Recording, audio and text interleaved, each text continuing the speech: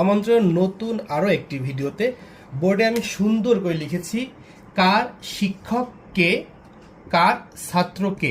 অর্থাৎ এটা মূলত ছাত্র এবং শিক্ষক নিয়ে আলোচনা।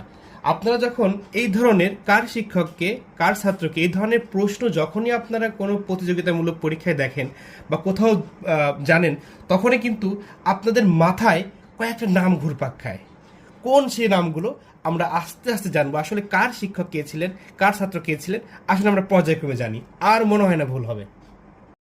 কার ছাত্র বা শিক্ষককে, এই প্রশ্ন যখনই আসবে তখনই আমরা এই যে চার্ট, ছোট্ট একটা চার্ট আছে, এই চার্টটা আমরা দেখলেই আর কোনো সমস্যা হবে না।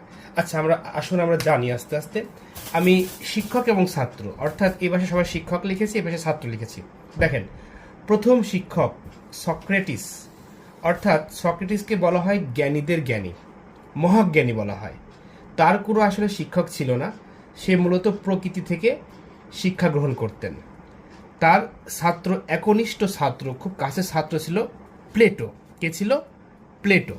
আচ্ছা, প্লেটোর খুব একনিষ্ঠ ছাত্র। প্লেটো যখন শিক্ষক, তখন তিনি শিক্ষাদান করেন কাকে? বিখ্যাত বিজ্ঞানী দার্শনিক অ্যারিস্টটলকে। অর্থাৎ প্লেটোর ছাত্র ছিল অ্যারিস্টটল। এবার দেখেন, অ্যারিস্টটল যখন শিক্ষক তখন তার কাছে ছাত্র হিসেবে জ্ঞান অন্বেষণ করে মহাবীর, অর্থাৎ দ্য গ্রেট আলেকজান্ডার। আপনারা আলেকজান্ডার সম্পর্কে জানেন, সে কিন্তু পৃথিবীর প্রায় অধিকাংশ দেশে সে দখল করে নিয়েছিল, আলেকজান্ডার।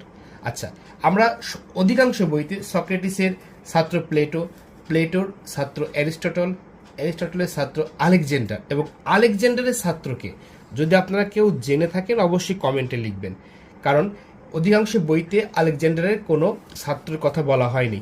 যদিও আলেকজান্ডারের একনিষ্ঠ কোনো ছাত্র ছিল না, কিন্তু খুব কাছের একজন লোক ছিল, যে আলেকজান্ডার মারা যাওয়ার পরে তার হালটা সেই ধরে।